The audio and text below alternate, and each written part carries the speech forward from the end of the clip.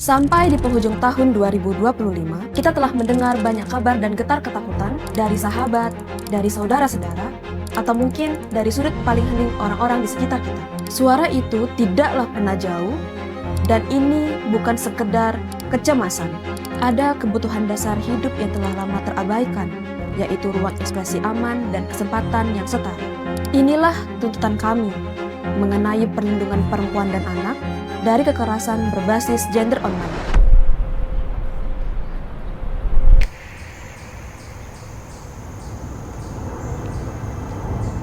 Saya menuntut negara dan aparat penegak hukum untuk tidak lagi memandang enteng kekerasan di dunia digital. Korban tidak butuh disalahkan, mereka butuh perlindungan dan juga keadilan. Kami ingin hukum yang berpihak, aparat yang berempati, dan ruang digital yang aman. Tidak mendukung kekerasan digital dalam bentuk apapun, berani menyuarakan keadilan dan mendukung korban untuk pulih dan berdaya. Berharap setiap anak perempuan berhak atas masa kecil yang aman, belajar yang menyenangkan, dan bebas dari eksploitasi kerja. Hentikan aktivitas pekerja anak, bebaskan anak perempuan dari kekerasan.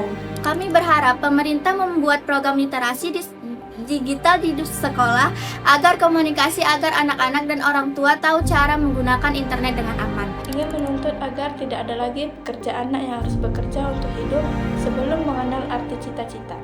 Semua anak perempuan berhak untuk belajar, mengajar mimpi, dan meraih cita-citanya. Saya menuntut untuk semua orang yang memakai media digital untuk tidak melakukan kekerasan online, baik itu kepada anak dan perempuan, tidak melakukan grooming dan pelecehan. Saya menuntut agar pemerintah dapat memperketat perizinan dan pengawasan terhadap platform digital untuk dapat menerapkan sistem yang mendukung anti kekerasan, menerapkan sistem pelaporan yang aksesibel bagi seluruh pengguna, serta penghapusan konten yang mengandung kekerasan ataupun menjadi sarana terjadinya kekerasan.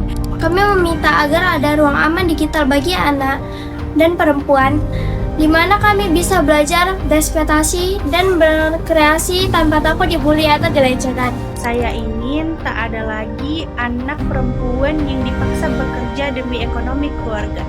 Tak ada lagi anak perempuan yang mendapat kekerasan berupa tekanan, ancaman, atau kemiskinan.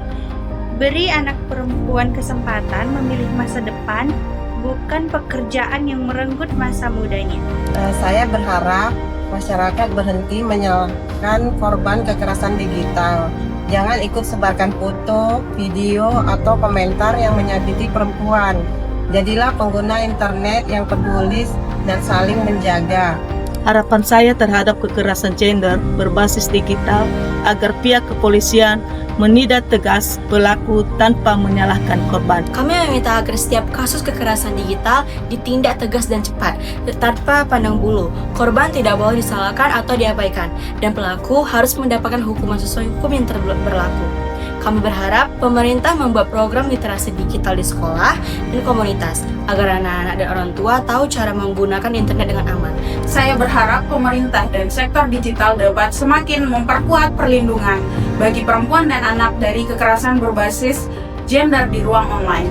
Saya juga mengajak masyarakat untuk dapat lebih bijak dan saling menghargai dalam menggunakan media sosial supaya terciptanya ruang yang aman untuk kita semua. Kami para ibu ingin ruang digital menjadi tempat yang aman bagi perempuan dan anak. Jangan ada lagi pelecehan lewat pesan, komentar jahat atau penyebaran foto pribadi. Saya sampaikan kepada pemerintah agar dapat menyediakan layanan pelaporan yang cepat, aman, dan ramah korban.